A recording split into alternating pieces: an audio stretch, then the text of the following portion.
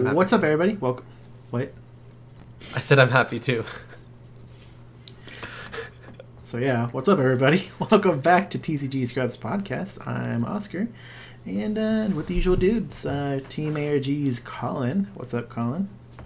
What's up? And Joe of Joe's Corner. Hello, everybody. New Joe's Corner sometime. Don't want to give a definitive date. Yeah. I was thinking scared. of waiting until Vegas comes out so I can talk about some of the decks we see. That's soon, right? What was the date on that? Like February? It's like 14. Yeah, it's like February. It's near the next Valentine's, 2 right? weeks. The week I might after do we one can other. cover. I might do one pretty one before that. But I just had a good idea about it. Okay. Thank you guys. Thank you guys for joining us again. And as usual, if you want to check out one of the channel sponsors for everything, I misphrased all that. You want to check out one of the channel sponsors, visit the link in the description below. It's Happy Little Hug Factory. You can't get sealed product anymore. I think they've sold out of that. But you can check out their singles and as well as their Buylist. And get some They have some all cool the cards. stuff from the new set, Yeah, both finish by out- list and for selling. Finish out some of your decks. And as usual, if you ever see any issues with maybe some pricing, make sure to contact them, and they can usually figure out what's going on. Because they usually are more in the fair range of things. Like, you know, don't go find a card. It's like a $2 card, and then they're charging like $8. Just hit them up, and rather than complaining, I see people complain a lot. But there's that, and also Patreons. Patreon.com/TCG Scrubs, and They're awesome. They are awesome. We've been doing a lot of deck profile videos that we would call it deck Analysis videos, going over people's decks and kind of giving our opinion on them, our take, and things that we would do differently. And that seems to be really going over really well over there. They like it. I've gotten 2 more lists in that we need to record. But yeah. Yeah, we'll have that in the mini Patreon.com/TCG podcasts. Scrubs. Yeah. Hopefully, when Oscar comes over at some point, we'll film more gameplay videos. It's really just depending on when Oscar visits me, and so we'll film some gameplay hopefully for you guys soon. And then on Patreon, we'll have our post game analysis as well. Look at that messy room, guys. He opened that box over a week ago, and look, it's still the trash is still there. Well, because I just now got the box to put the cards in. The trash? You couldn't throw the wrappers away because you didn't have a box? Yes, cards so in? I want to do it all at once. I got to do it all at once, Oscar. Oscar's using advanced shaving techniques to get Colin to clean up his room. He's like, It's like- hey, everybody on YouTube, just It's like- jump on Colin about this room. It's like He'll have to yes, I could shampoo my hair and then in a couple days condition it, but I'd rather shampoo and condition at the same time. It just feels better. No, that's a horrible analogy. You're gonna leave your hair not shampooed for like 5 days. No one does that. That's my point. This is perfectly fine what I'm doing here. I'm sure it is. Anyways, Okay. Let's get to the real forcible content. real quick, hold on. This I'm is still real on this first trash world thing. content. I was at Colin's house one day. Him and Melissa was shopping. He's like, hey, get the camera stuff ready. I went into that room and I was like, oh my god, there's so much trash in here. I grabbed a trash bag and I threw everything that he had. Colin, explain to me then, why was there a Transformers box with all the wrappers still in the corner of your room for over a month? What were you waiting for on that box? Why I didn't you probably just throw forgot away? about it. Oh my gosh. Anyway, I filled up an entire trash bag of just straight trash from his room. It's horrible. Anyways, forcible stuff. So, That's weird. I was gonna be Colin usually is very cleanly, and like cleans up the entire house. Like I feel every like the weekend. exception is his room. Yeah, exactly. I don't know why this is like so. Because I agree. It would be. I feel like I've kept it pretty clean. It's just been a past couple months. Maybe I haven't kept it as clean, but Whenever Wave 1 came in, it's been a while. Anyways, so forcible stuff. So we actually went to our locals this weekend and played. That was actually today for recording time, Sunday night. It was a lot of fun. I got a lot of games in. I was surprised. I looked back and I was like five games at least. How many was people? it something like that? Good. It was only 5 of us, so that's why we didn't do any Okay. tournament. We just did some like gameplay. Still nice. Everybody was testing their decks out and trying to figure things out and making them better. Like there was 2 machine decks, 2 Brunhilds, and then whatever Colin was. I think Pandas. He was running Pandas. Even so you played Brunhild, Oscar. What? You played Brunhild? Yeah, I was playing. Oh, I tested Brunhild, Lucifer, and the cat deck. And, Yeah, you did. And I didn't modify the Rune deck, so Colin's all mad. But everybody was doing cluster. Colin didn't. Did you do other things besides Panda? Well, real quick, I don't think everyone was doing cluster, but No, I only had the Panda deck because I was going to make a machine deck and I can't figure out where I put the machine deck or if I deconstructed it and without realizing it.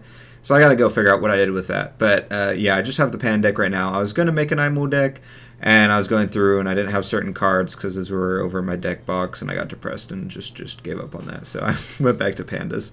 But I'm going to make a machine deck. Eventually I want to make an IMO deck again.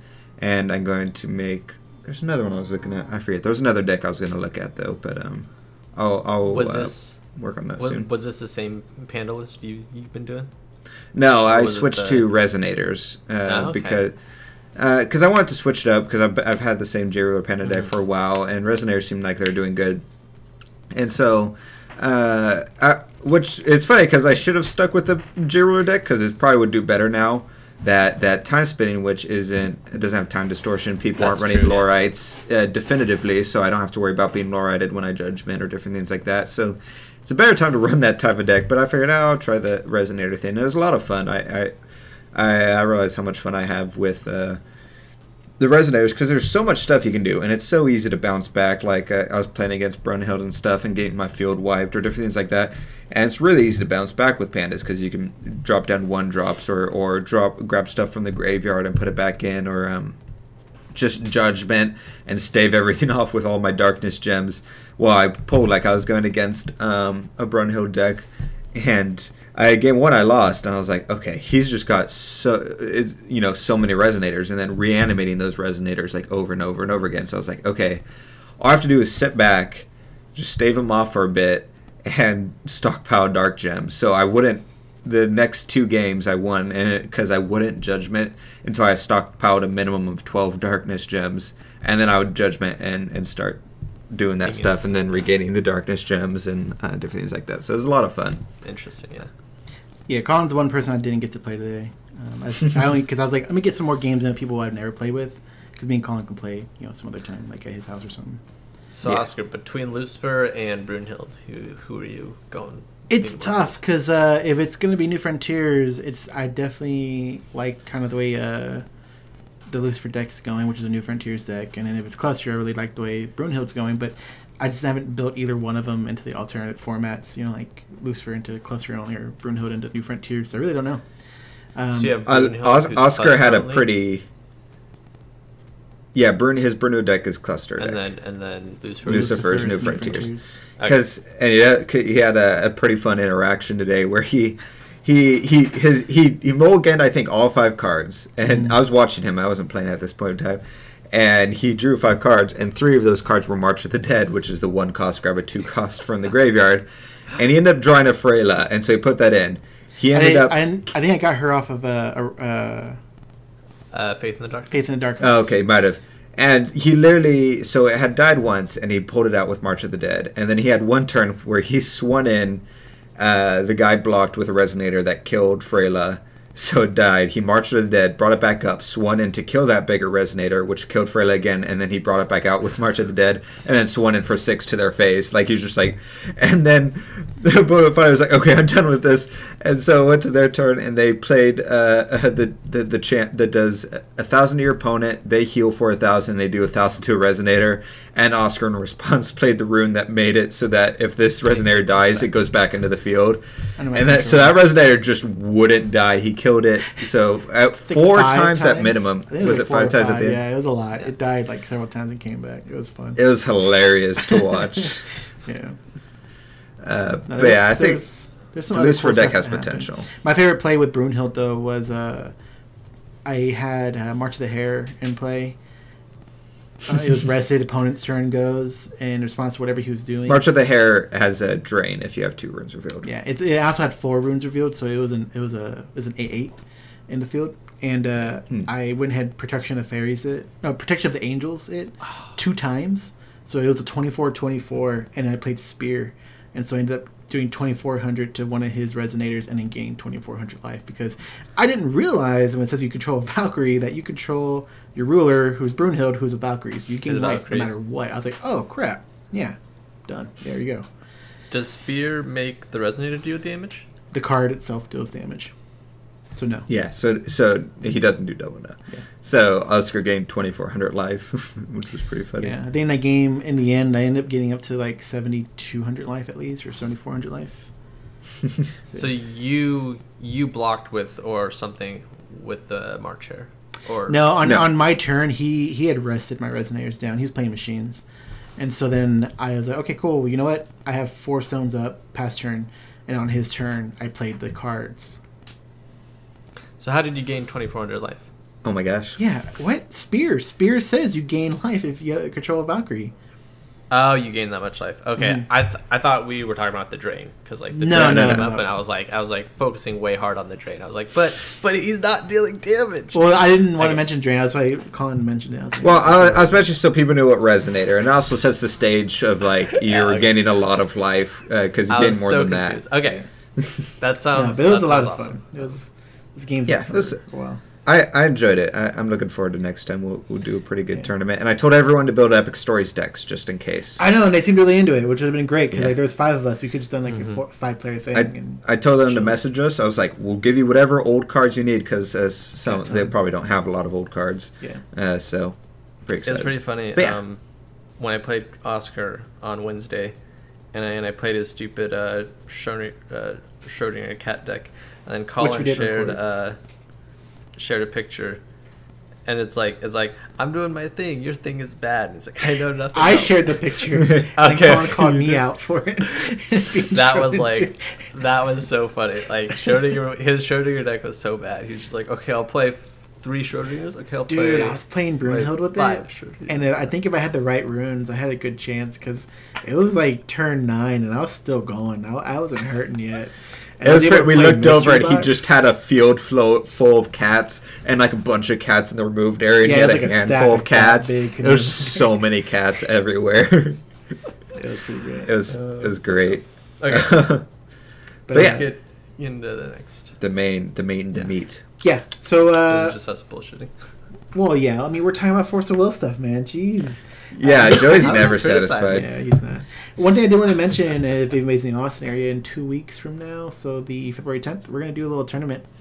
We had leftover playmats from the ARG With the ISIS. fall. Yeah, the ISIS playmat. So we're going to run a little tournament with it and have some fun. So if you're going to be in Austin or something, join us. It'll be Sunday, February 10th at 1 p.m.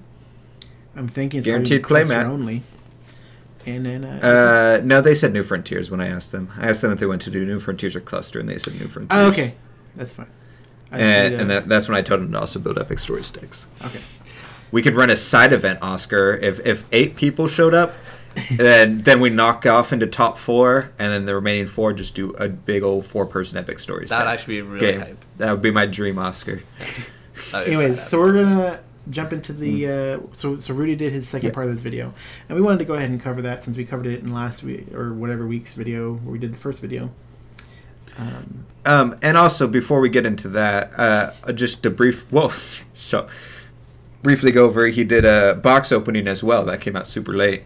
Yeah, he opened it for a patron, it looked like, which I was surprised. So I thought he was gonna open up a box for Force of Will, not just open up a box for patron, but he opened one for a patron. It looks like.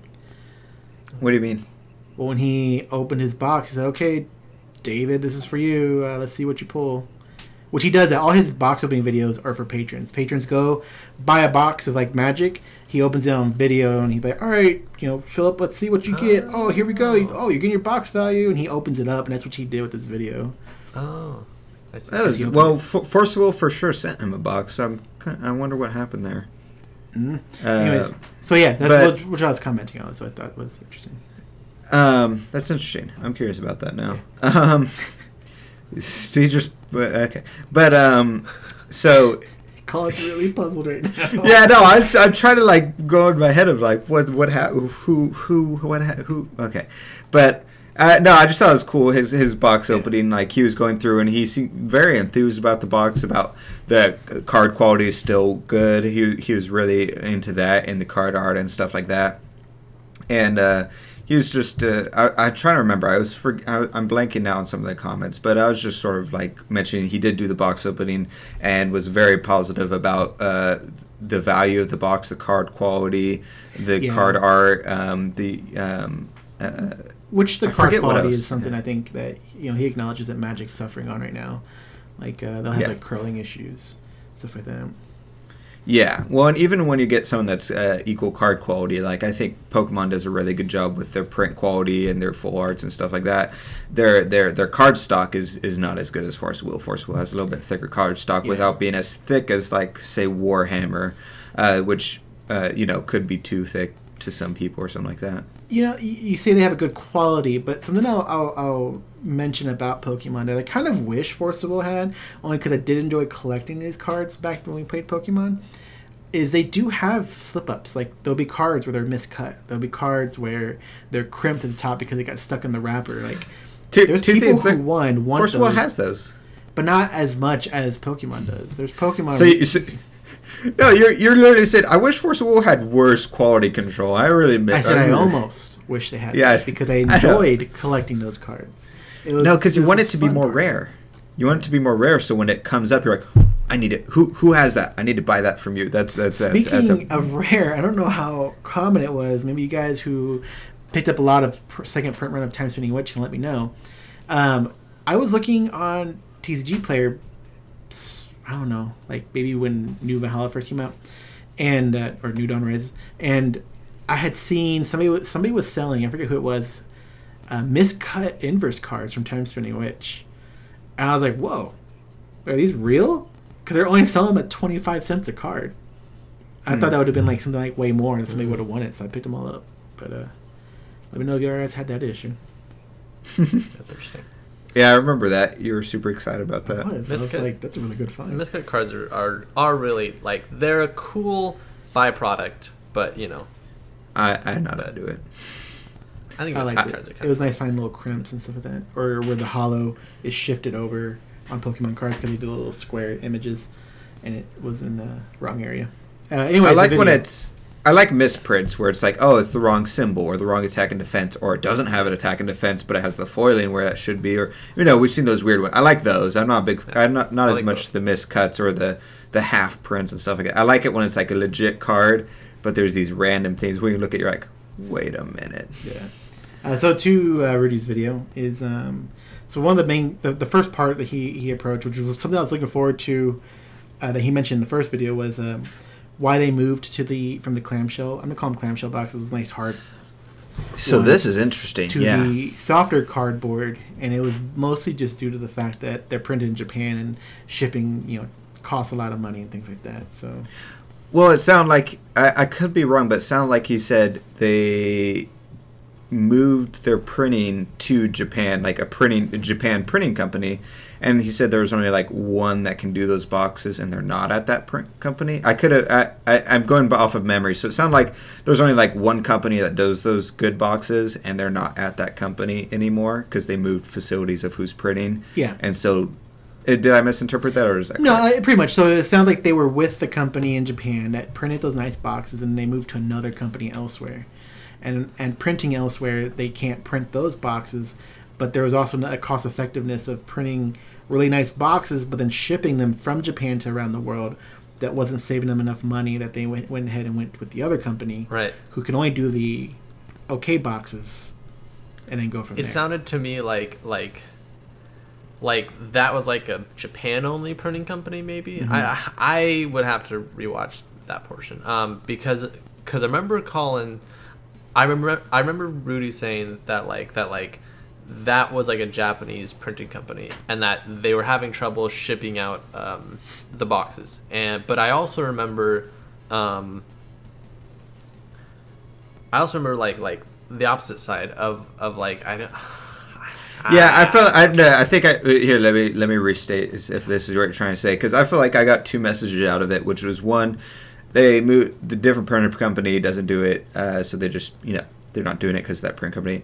And the other message I got was, oh, they're not doing it because it's not cost efficient for shipping and all that stuff. And I felt like that was weird because it felt like it was sending two different messages. You don't have to say that it's not cost efficient if the company you're at just straight up can't print the boxes. So it's weird to even mention the second part of cost efficiency if it's irrelevant to whether you can or can't do them. Right. I mean, yeah. And the other thing is that I thought that the company that does print those boxes was Japan only. It sounded like so they had trouble shipping it out to other countries. There's got to be other places to do it because Magic and Pokemon and all these other companies make the same boxes. Do they all use the same printer company or do they use different one? I don't know. I'm genuinely don't know. But all the other big companies use them. You're use referring those to, boxes. to the bundle / fat pack / elite trainer. Yeah, boxes, Magic right? has fat packs. Pokemon has Elite Trainer. They're all identical boxes to what Force Will. Just Force Will was like smarter about how to use the box than the other companies are, in my opinion. I don't know, but I do know that he said, "Hey, what if you paid a couple extra bucks just to get a nice box?" I said, "I would be down with that." Yeah, $5 extra bucks just to get a booster box and it's really nice. Okay. I just spent $9 on a giant white box to store all my cards. That was $9? Is $8 or $9 something like that with tax. It's a big one. You should have gone to like I told you, $4. No, because the gas. Anyways.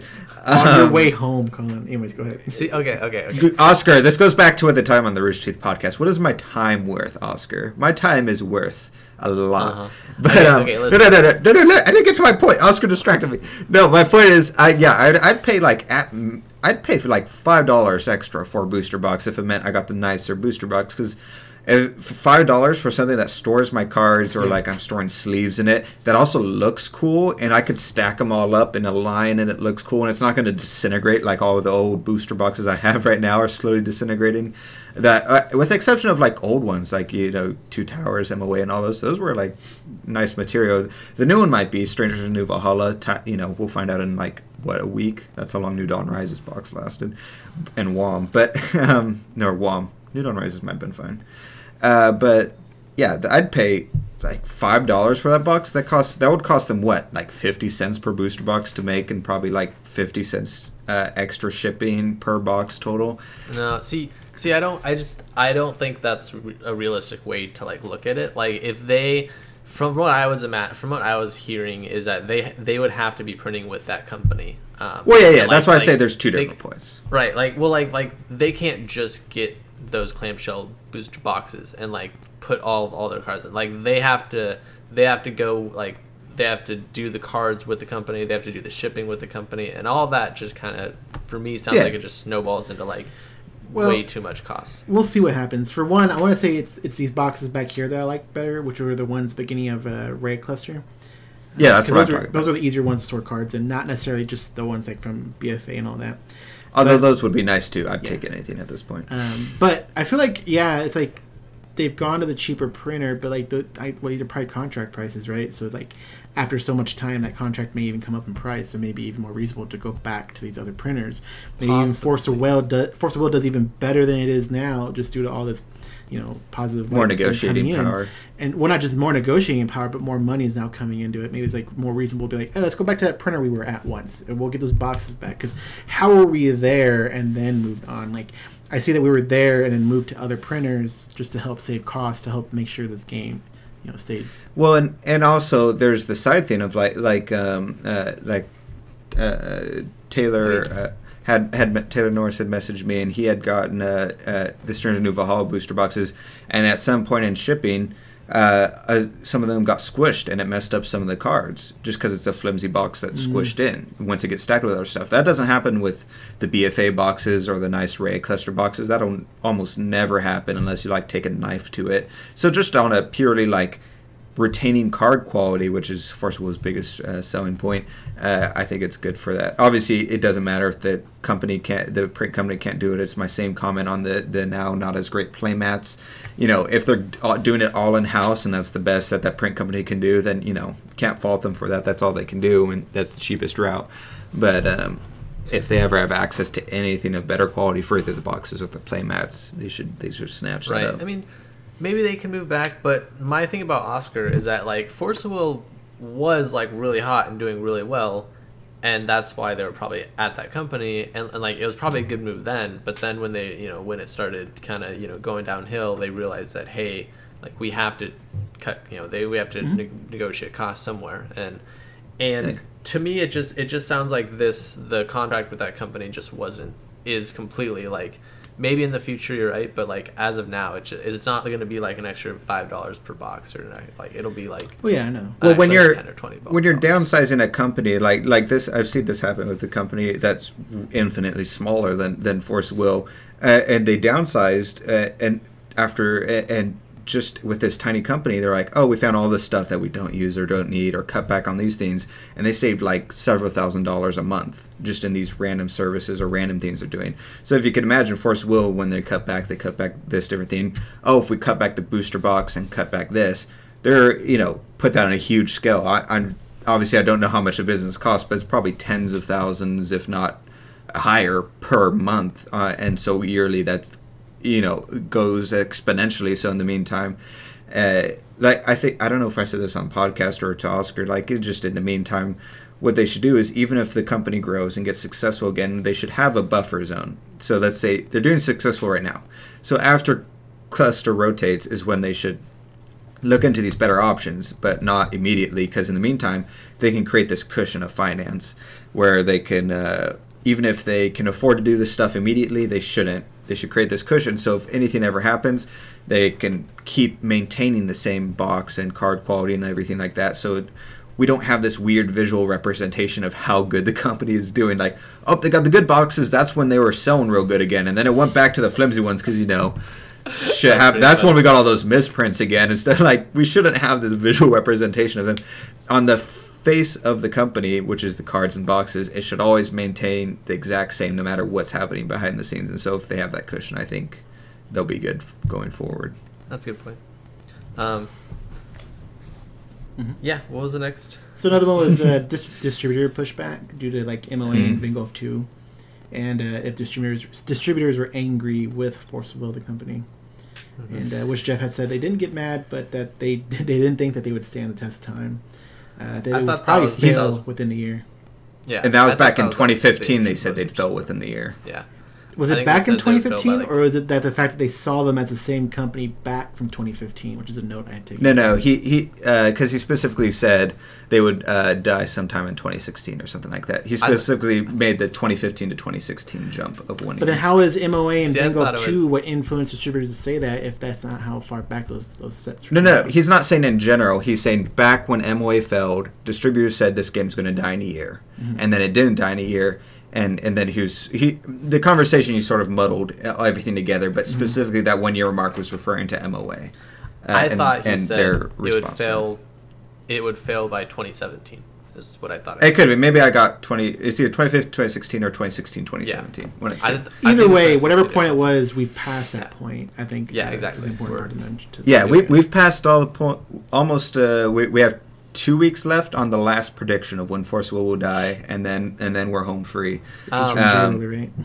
Yes, February 12th, I think, is J. Ruler's prediction of how long Force Will would last. I thought that was like a really interesting point that Rudy discussed and Jeff talked about. I thought it was interesting that they I think this is where we're getting all of these like the starter deck miscommunications, and we've talked about that a lot. Like, I really do think that it's the distributors. Like, if they said that, oh, they see us as the same company from back when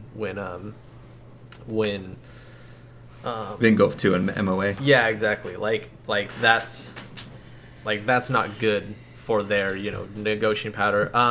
I thought it was interesting that Jeff said that was their biggest battle right now. Like, I think that's really important, because it's like wow, like people, make sure you're talking to your local stores and having your local stores continually communicate with the distributor, because the more pressure distributors get, the more they have to oblige to Force Will, and then they'll realize, I mean, they should have by now, but like, and in regards to like the distributors being the problem for the star decks, I'm mixed on that, honestly. It's, as Jeff said, that's something distributors have already said since MOA, so the company should have been aware of that and had safety measures in place in case the star decks can't get out, considering how important they are. I've already said my ideas for safety measures, but I feel like that at least partially falls on the company still. But I could be wrong. I don't know the behind the scenes. Maybe they were guaranteed by distributors, and then distributors just like totally fudged them over. But I do find it silly how the distributors are acting. Like you said, let's say, I think they were completely justified with MOA and Vingolf 2 being upset. But are you telling me that Magic and Pokemon and Yu-Gi-Oh! And definitely Dragon Ball Super haven't had just as failed different random sets ever? Like Forcible gets one bad one, which I think was the fault of a lot of different people. It was the fault of the company for not communicating 30 cards, but also the fault of people for not reading that was 30 cards, etc. Vingolf 2, that was a hard one to gauge. That could have been good. It just, the cards were just so bad, and it's something not a lot of people could have predicted. That one was a tough one, and that was it. I feel like what that comes down to, though, is the communication part, which is acknowledged in the first video, saying that like Vingolf 2 wasn't properly communicated to distributors of what the product was and what it was meant for.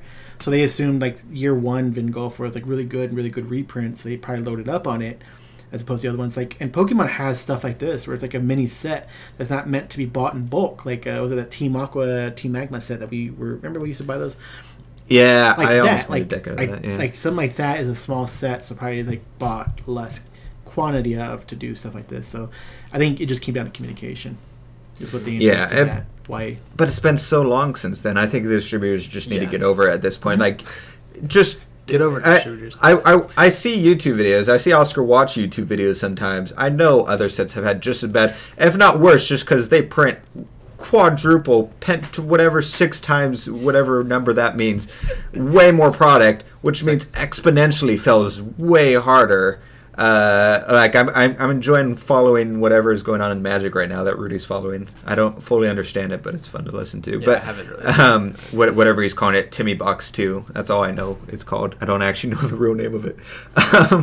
But like, there's no way this hasn't happened once, twice, 3 times, 4. I see at our locals there's just all this Dragon Ball Super stuff they can't get rid of, and this old Magic stuff that I've seen there for forever and stuff like that. So I don't know. I find it really silly how the distributors are being super weird. It's very biased against smaller companies that aren't the big 3, which I find just dumb.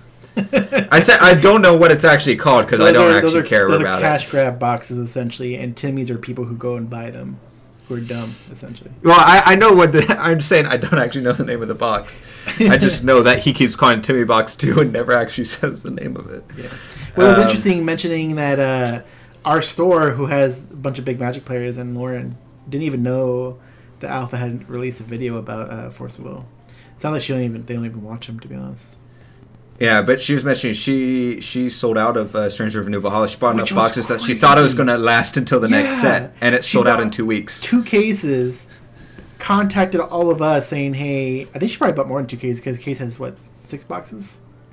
Yeah. Oh, no, she bought 2 cases then. That's 12 boxes. 12 boxes, yeah. And so she sold all of it. I remember her asking us in the group, saying, hey, who wants their box? Let me make sure I set it aside if I need to see if I order more or whatever. She ended up having to order more, so we're having more boxes come in. Yeah. Just luckily for price support, so we can even play tournaments and stuff like that, or do drafts. Yeah, so we have her selling out. Happy Little Hug Factory sold out with selling more Forcible boxes than they've ever sold before. Rudy. Alpha Investments sold more boxes than they've ever sold before in Forcible. He said he sold 200 booster boxes, and it was the most he had ever sold for Forcible. Period. Right? Correct. Now my question is does he have his own brick and mortar store? No. I thought he did. Wait, no, he does. He had shown a store at a point. But most of his sales are online sales, especially for Forcible. Okay, I was just curious those were like what patron only sales because you become a patron, and when you do that, you're able to buy boxes off of him through his little exclusive sale thing. Yeah. Okay. Which is crazy. So it seems like it's doing really good. The product's selling and moving. So now all that's left, the company has everything in place now. All that's left is to make sure it helps incentivize people to come and play at the locals and GPs and ARGs. Once it nails that incentive down, like Pokemon has it nailed down, I think. Once they have that type of model, which they might do once they launch the new willpower reward system, whatever that ends up being, they can easily integrate a local play system into that. But then I think Forcible might be golden. Yeah, it sounded. Maybe I was wrong, but it sounded like Jeff said that they have sold out of every set that they've been doing, right? Technically, yes, because they do limited print runs and they don't do second Right. print runs. So But, like, it's much. Right, but like the company selling out all of their stock is really good on the company's end, obviously. Like that means they're like meeting their product goals. They're getting, whatever margin that they're supposed to be getting, and which is super good.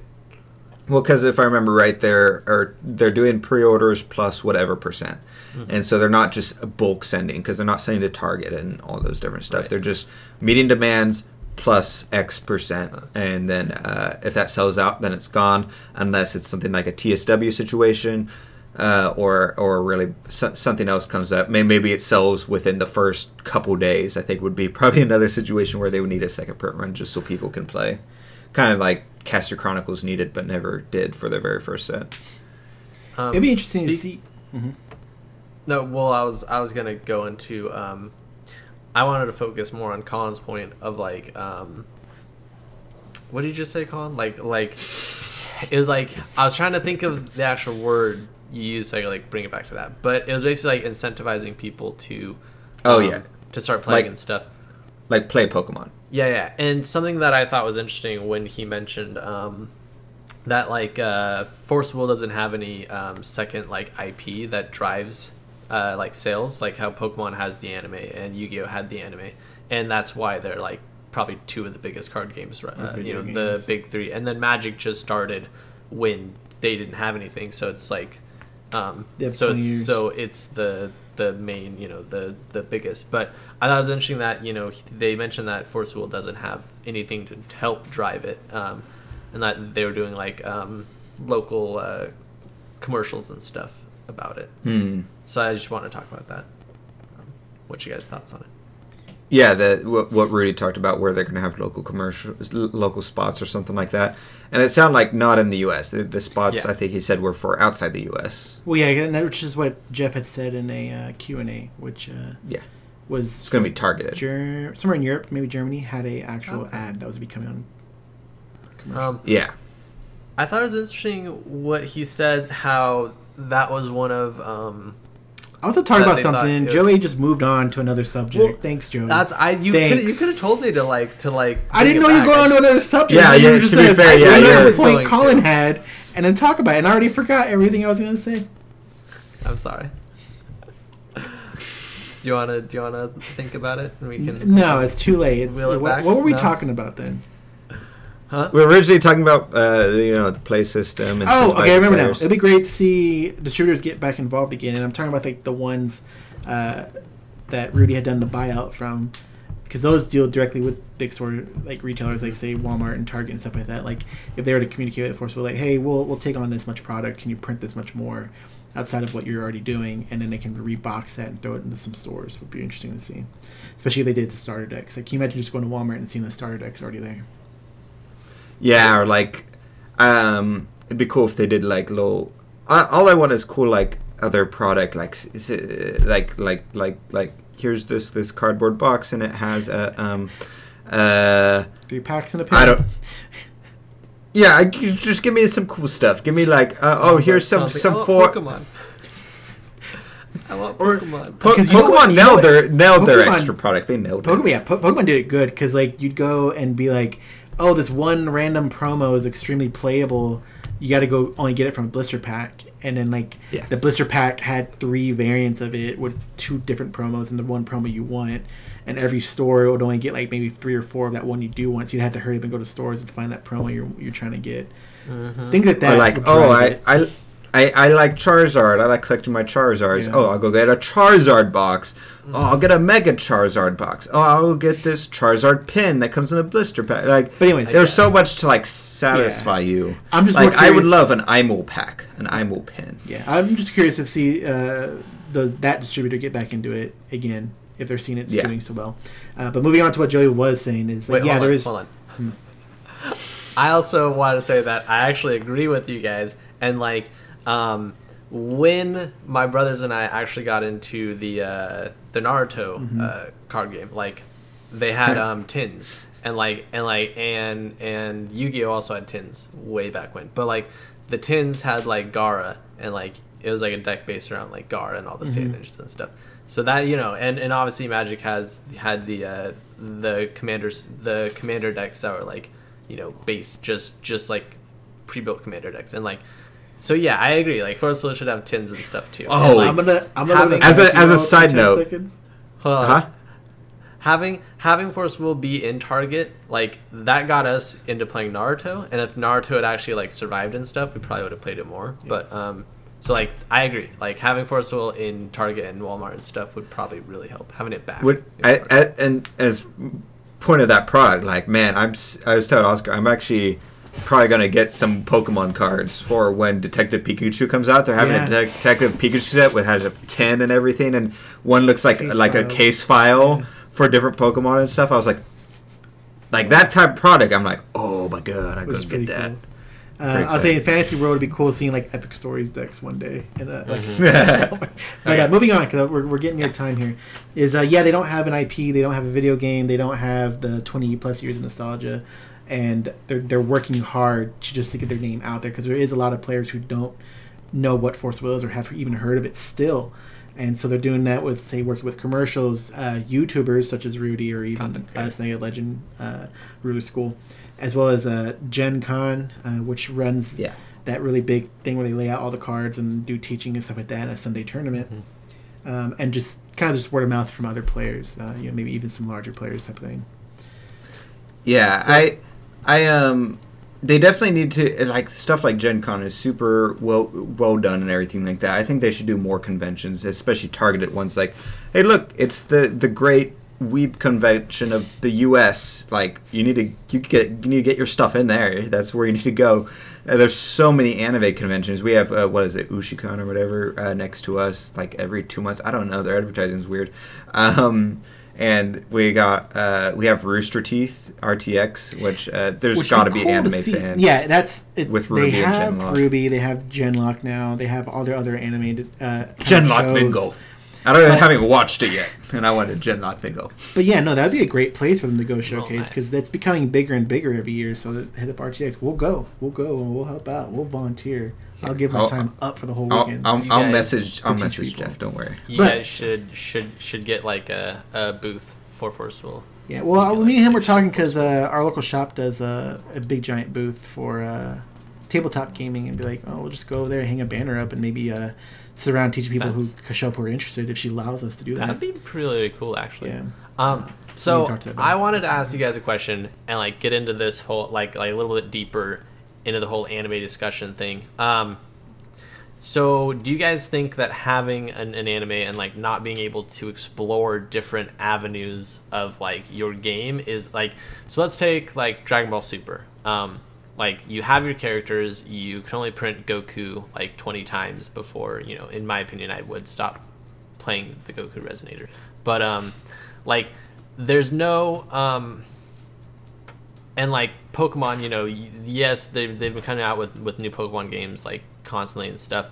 But if you look at like what Force Will and Magic has been doing, like Magic is obviously already established, so it can do almost whatever it wants, but like it's able to go wherever it wants. Like it can do an entire set based on on ancient Japanese, like the Kamigawa block, or they can go to like Zendikar, and they have all these like different things. What's the question? Where are we going? Well, okay, like, and Force Will is able to like do multiple storylines, like they can bring in like the old gods and stuff. Do you think that's better than having like an anime driving your sales, or would you? Do you guys agree that having that IP and the flexibility is better than like having like Dragon Ball Super, where they can only they can't print more characters, like they can't print a Gil Lapis because they only have the 20 characters based in Dragon Ball. No, it's better that they have their own lore. I was thinking about this actually when I was watching the video. Force of Will did great. They've created without using, obviously they use pre-existing, public domain stuff, but they've created their own stuff out of it. It's like, I forget, I had an example in my head, but like, you have people who get super excited, like, when they, I don't know, see Dark Alice or something. You get people who get super excited when they see Gil, or and like who know all the like Melissa. Or like when I saw any support for Soul or stuff like that. Or pigs. pigs. They have people were super excited when Vingo 3 Ruler All-Stars came out, not just because it was actually good and they put effort into it, but because they're like, oh, look at all these old characters that we know and love. Mm-hmm. Like, they've created their own driving force behind it, so they're not relying on anything else. Yes, it was much harder, but I think the question is irrelevant because I think at this point they've created their own mythology that is within a card game bubble is just as strong as all the other big card games. Outside of the card game bubble, yes, you don't have that instant recognition, but it pulls you in with things like it pulled Melissa in with Alice in Wonderland. Mm-hmm. I don't know what I was pulled. Oh, dragons. I was pulled in with anything dragon related. People were probably pulled in with machine stuff. They think that's cool. There's something there's a bunch of tiny tendrils that reach into a bunch of different people, not just the Dragon Ball people who are going to come and then leave after a month and stuff. So I think it's Colin's been throwing Dragon Ball Super. Colin's like, fucking Dragon Ball Super. It's honestly because in the corner of my eye all day today at Locals was just a bunch of Dragon Ball Super stuff, and that's the image that keeps popping up in my mind whenever I bring up a card game. Collecting. It's nothing against Dragon Ball. It's literally just what's in my head because I was just staring at it the whole time. But yeah, I think it's better. I think it's cool what they did do. It would have been neat to have that kind of anime they were going to do, the what's it called, OVAs. Mm-hmm. I feel that you're attracting a whole new crowd with some of these animes. Like when you say Dragon Ball Super, and you say like Yu-Gi-Oh and all those other things, like and Pokemon, which attracts like younger crowds and different things like that. It's just like these always. I don't know how to even say it without sounding like really mean. You're attracting people who aren't part of the main card playing base and therefore are going to be just might rub you the wrong way. Is that what you're saying? Yeah, pretty much. Which there was people like that in Pokemon and everything else we played, but it's just like I like the way it is. And something that I would like to see Forcible do is something that like Colin will always show me these League of Legends videos, or I've seen Overwatch do it, where it's like these little short, maybe it's just on their YouTube channel thing, like so it's like 7-minute clip or like a 4-minute clip, something like that. It's like really well done, but it's not like something where it's like I got to follow the whole series. I can just watch this really pretty video. It's really well done. I can appreciate League of Legends for that, even though I don't like the game. Stuff like that. Yeah, it's good enough to stand on its own. So if you've never heard of League of Legends, you can watch it back. Oh, that's cool. Yeah. And if you play League of Legends, they put so much stuff in there that you're like, oh man, they did. They're hinting at the move they do in the game, Riven's spin and grab or whatever. And which Colin has that appreciation for it, and I just have this like cool thing where this is really neat. I like it because of that. Yeah. So that retains people who are in it, gets them more excited and want to buy those skins in League of Legends, for example, or buy a set in Force Wolf. They did that, and it grabs people from the outside, even if they don't play the game. Them liking the video, pressing the like button on YouTube, sharing it around, exposes it to other people. And just statistically, you're going to get new people in who are like, oh, what is this? I want to see what this is related to. In the end, I think if Force War were to ever do anything, that would be probably the most appropriate thing. I think that's the better route to do rather than having... Because a series and stuff, there's a whole thing and you can lose money on that. I don't think you can lose money on an advertising, essentially, is what we're talking about. It's nice that they're not constrained to like Yu-Gi-Oh! I guess I don't really know what they're doing. Like their anime and video game ended, so I don't know what they're printing now. I thought they're coming out with a new one. I could be wrong. I don't think so. But like Pokemon, the Pokemon card game is lucky enough that the anime is super popular, so like they can keep printing new cards because they have new Pokemon coming out. The bigger motivator of that is actually the games more recently. Right. The games are really what's pushing the card games. Yeah, and now games are launching, and then anime are being and then the made movie off for the games, Detective Pikachu, which inspired its own set, and like Colin was telling me, they've already started working on a second movie for Detective Pikachu. Exactly. Like there's definitely like limitations for Pokemon. Like Pokemon can never branch out into some into like adding elves or adding mythological like aspects. Like Magic has all that freedom. And like they can revisit earlier timelines. They can create completely new stories, and do completely new stuff. And Force Will, like I really like that they have the ability to do that too. They're revisiting like Norse gods and stuff right now. And I get where you're going, but I do want to say like Pokemon could do that because like they've already breached into it a whole other dimension to introduce Right, but like the Pokemon card game can't do that. Like they have to follow the basic ideas of what the video game like lays out. Yeah, and if the video game goes there, they're not able to go there. Right, but that's not something that the card game, the TCG side of it can decide to do. Like that's like they're constrained to whatever decide independently of the game to go there. Is what you're saying. Exactly. But I'm just saying, like if the video games are like, oh hey, look, we're elves, gnomes, cool. Then all of a sudden the card game goes there. That's my point. Right. But that's not a decision of the TCG. Yeah. Like corporation. There's a Yu-Gi-Oh series going on right now. Is there? Yu-Gi-Oh! V-Reigns. Yeah. I guess Yu-Gi-Oh's got like 5D, and they did all the dragon stuff. They've been doing spin-offs for years. That's what I was saying. I said they had a new theme. Yeah. So another thing, we're probably gonna go a little long on this one. Another thing I want to talk about was how the flexibility that the card game has. I guess is because a lot of games are going digital, and like there's people who fear maybe that Magic or even Pokemon will go full digital and no longer print paper. In which case, Force of Will could still exist since they decide to just strictly stick to paper. And like Rudy said in the video, you go to Walmart or Target and you look in your shelves and you no longer see Magic or Pokemon product. Instead, you just see like Force of Will product type of thing. So it leads people to more likely to buy the product than they would buy anything else if they want paper. Yeah, if Yu-Gi-Oh like leans into Duel Links and Pokemon goes all the way on a trading card game and Magic leans hard into their digital thing, all of a sudden, without those three there, not only does Force Will just by de facto move up, but all of a sudden the stragglers from those physical card games need somewhere else to go, and they're just going to go down the list, and Force Will is really high up on the list. And so Force Will, I feel like almost by default, not immediately, but over time would definitely become one of the dominating card games. See, my issue with that is that I don't think there's going to make a whole lot of difference unless we're talking like 10 to 15 years like in the future. Because like Magic people, they're never going to go off of, like they're never going to go completely digital. They're always going to print cards. And in fact, I think they're always going to have printing more cards is always going to be their go-to instead of like digital. Like they'll have a digital side so that people can go to digital. But like, I don't know, like you can't just completely screw up somebody's entire collection and like a ton of like they have GPs and like all this stuff and all these support systems in place already. That's not going to move over 10 years. Yeah, but you could do that. As a matter of fact, that's like if you watch a lot of the Magic videos, that's one of the things. Like, you got these big wigs at corporate who just want to drive the money. They're not looking at Joey's collection maintaining its value or Joey being able to go to his GP and play paper Magic. They're like, hey, how do I get more money and how do I keep pushing that money going?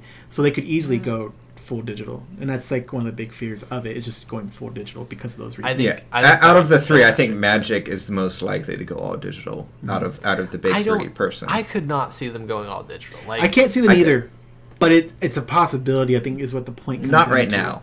And I think in 5 years it could even be longer. We than could. That. But I'm just. I'm not saying in 5 years they go digital. I'm saying 5 years is when we'll see like, okay, I see what they're doing. They're going to start going digital now. What their plans like will be. the transition. If I have an R&D team testing a set out, and then I'm still paying them X amount of money, but my extra money is coming from like printing the cards when I can just put them into a program and not keep printing those cards, I'm still putting them in a program.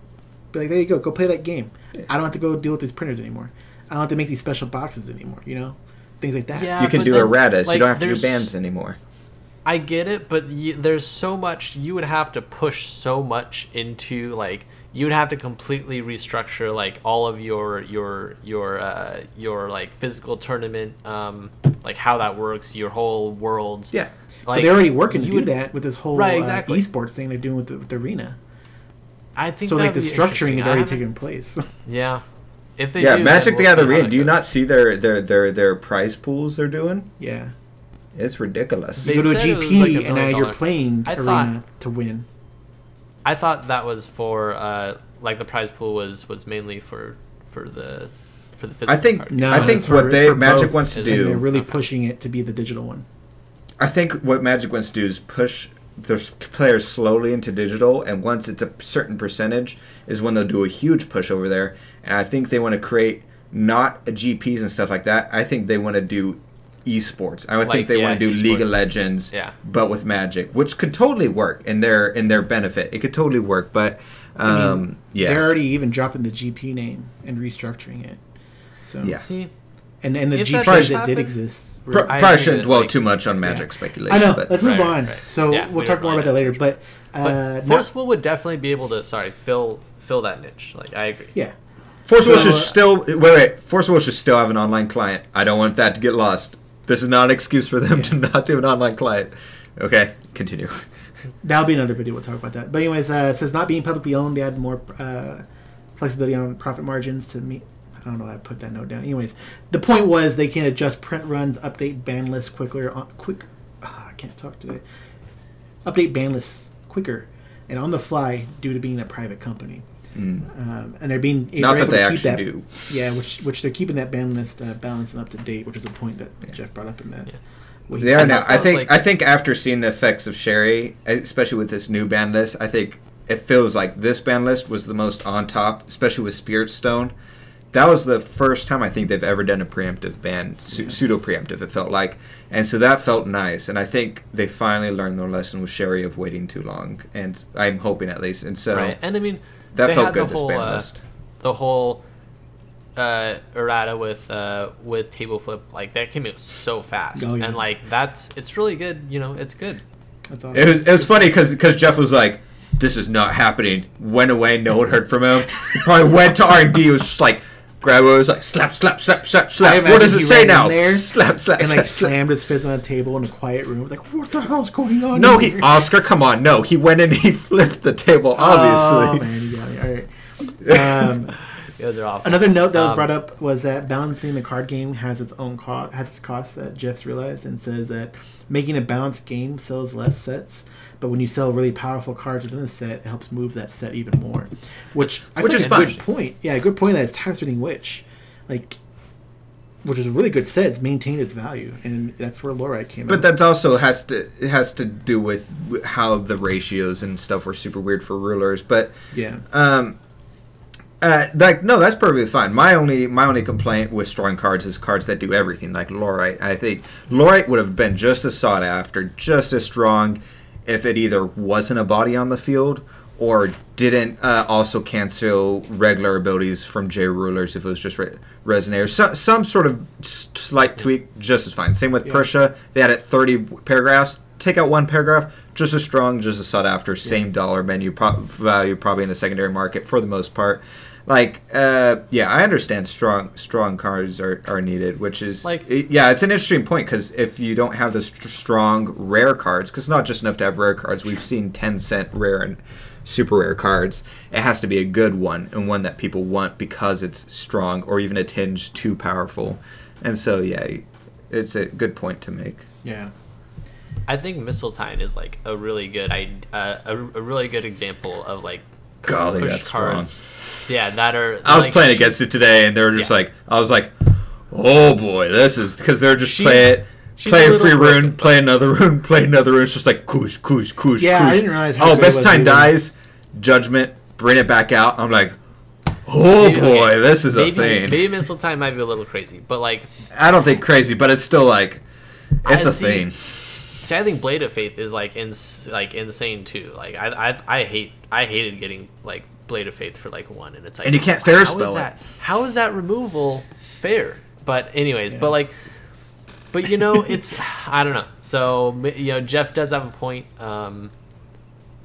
And I like that, like, we're obviously seeing, like, these push cards that are, like, Blade of Faith and Mistletoe. And Blade of Faith, I would have much rather be a 2-cost quick cast. I think that would have just as strong as the same spiel I just did. But, yeah, because then it can be canceled with fair spell, but it's one more, and so you can actually watch out for it and stuff like that. I don't know. We'll talk about that later. I have two quick notes. Well, yeah, because I want to talk more about that, but we'll try to remember that later. But two last notes was one... He brought up something interesting. I was like, wait, what does that mean? Am I interpreting this incorrectly? It says the formation of a functioning R&D team.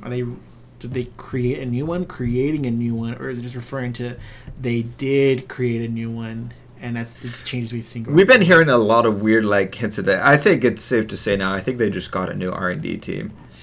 I feel like we keep getting low things of like, wait, did they get a new R&D team or did they just restructure or do something like that? But we got it so many. No, we've heard it before. No, we've heard it before. We had discussions about it, and I think we've heard enough tiny hints that I feel like it's safe to say, if not at least some of the R&D team, whoever made Refractor Frame is probably not there anymore. See, okay, this is the first I had heard about it, but I feel like that's a very I didn't like focus in on that phrase. So I think that's really interesting. I hadn't even thought about it. Or maybe they kept the RD2 and they're like, okay, we're gonna nerf you guys. Here's a set of rules you have to like adhere to, and just pasted that on everyone's wall of like, don't make abilities that not only cost 0 but also benefit you, and when you do that benefit, it gives you another benefit. Like why? Like how did that? Why? Regalia bad. You see that? Regalia bad. Like, okay, Regalia bad. 0 cost, fine. All right, 0 cost, you discard a card. 0 cost, you cancel. 0 cost, put counters on your cards. They're like, what? No. It wasn't the word Regalia we didn't like. It was the fact there was 0 cost. They took the wrong thing out of that. They're like, wow, they really hate the word Regalia. Maybe if we called it Regaria or something. Maybe they don't like L's. Hey, that's... Yeah, so the last note I do have kind of leaves us off here, and it's going to be that Jeff was saying that for certain players who are maybe tired of certain, plays in Magic or formats, he got specific, but I'm not familiar with it. He says that Force of Will could be a breath of fresh air, which I agree. And it looks like that's actually happening. It's awesome. Like it's even a breath of fresh air for players. Like going into New Valhalla, this has been a lot of fun. I was just having this conversation today at locals because they're like, oh, do you want to do Cluster or blah, blah, blah, or New Frontiers? And I was like, oh, I'm fine with either. And I said, I used to not like Cluster format at all, but I actually really like it in this one. Mm-hmm. And I said, I used to really hate limited format, and obviously on a competitive level I still hate it, but I used to just not like it in general, with the exception of pre-release, just because it's like, oh, new cards. But now I actually enjoy it because the rune deck completely changed limited, I think, for me, and made it. And so like this entire set like made me like these formats I didn't like before, and it completely altered like epic stories now and stuff like that. Like this, for players who've been with it for a while, this was also a breath of fresh air. And they don't need to do this every cluster, obviously, but just the fact that they were able to reinvent the game, but change almost nothing about the game at the same time, I thought was really great. Yeah, no, I agree. I think it's going really good. I didn't care about cluster either, and I started building decks around it and actually playing it at locals who wanted to play it, and it's been like, oh, it's actually pretty fun. I like it. It's been pretty good. I thought it was interesting. Oh, that was actually a Negative Legend video, wasn't it? So we were going to talk about both videos today, Rudy video and Negative Legend. But I think what we'll do is, because we're about to wrap it up here, we went a little bit over time than we usually do. If you guys want to check out patreon.com/TCG Scrubs, we'll be going over the Negative Legend video. And we'll go over negative. And also one other thing I just discovered in relation to that conundrum I had with Rudy's booster box. I think I somewhat figured out what might have happened. Write it down. Don't forget it. And but I don't want to say it out here, so it'll be just for patrons because I don't know. Yeah. Anyways, anything else to add on before we head out, Joey?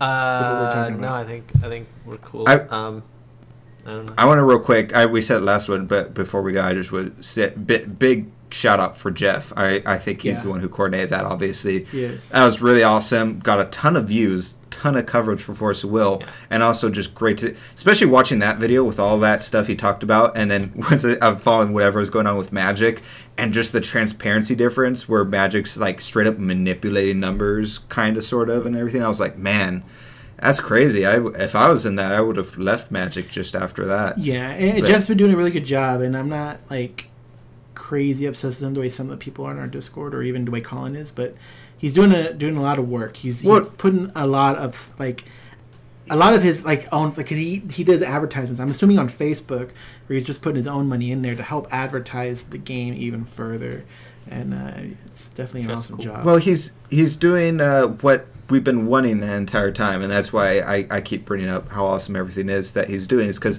this is everything that Force Will should have been doing for the most part. He's the one that's been on top of the bands and stuff, and he's doing like everything Force Will should have been doing while doing his main job. So like, just to give it a perspective of like how much, not to rag on that too much, but how much Force Will was sort of dropping the ball beforehand, and all they had to do was hire someone like, I don't know if he works full time or part time, but to do all this. So that's why I was just like, this is smart stuff. And Jeff, if you're listening or still listening at all, to clarify, what? I was just saying, like, you were just on the spill of, like, listen, I don't like Jeff that much. He's okay. Well, I wanted to clarify what that meant. Is like, there's some people in our Discord as well as Colin who, like, I'll kiss every footprint he leaves behind, like, on their knees, praising him. And I'm just like, no, I like you, Jeff.